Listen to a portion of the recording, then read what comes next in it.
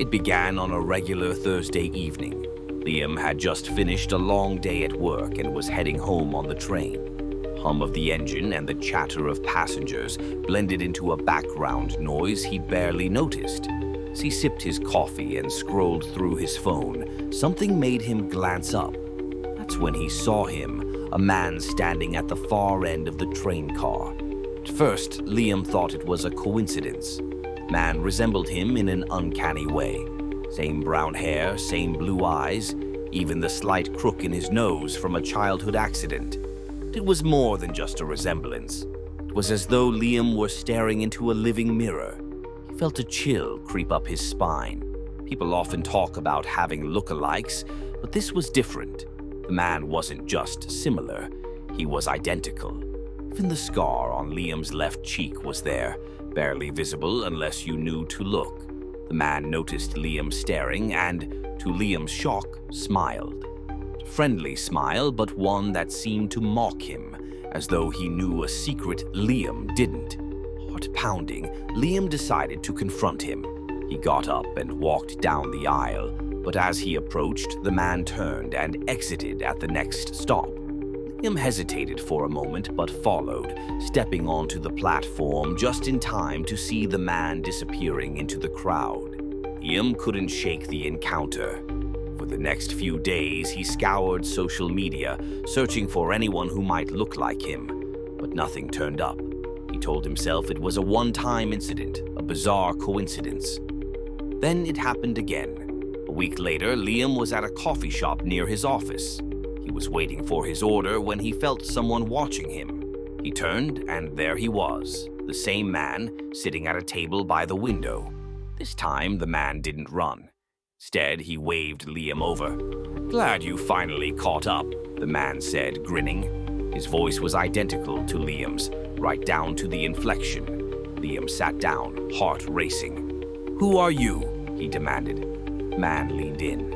"I'm you," he said simply, "but not the version you think you are."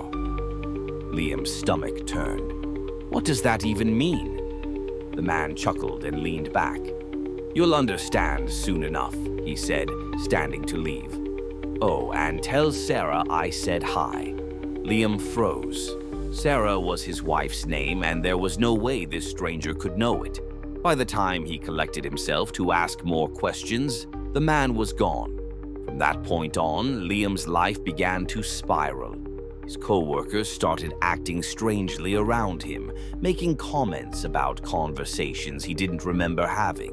His wife accused him of being distant, saying he wasn't the same person she married. But the most chilling moments came at night. Liam started waking up at odd hours, hearing faint whispers in his house. At first, he thought it was his imagination, but one night he caught a glimpse of a shadowy figure in the hallway. He rushed out of bed, but the hallway was empty.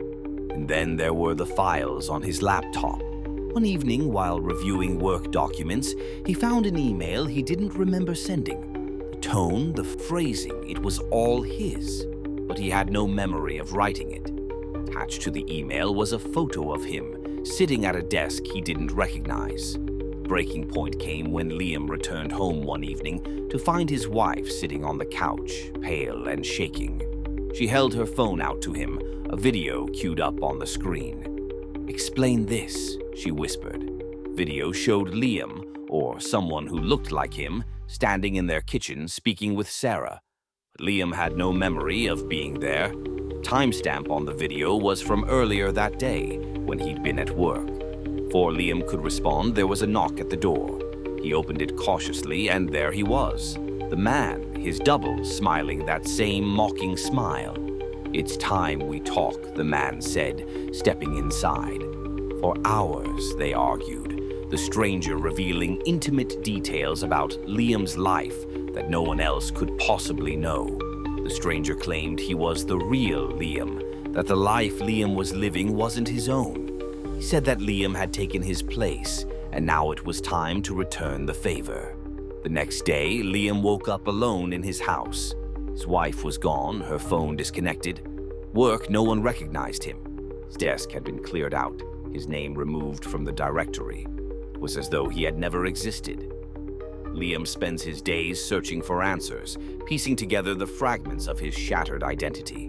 He sees the man everywhere, in reflections, in crowds, in the corner of his vision. He doesn't know what's real anymore.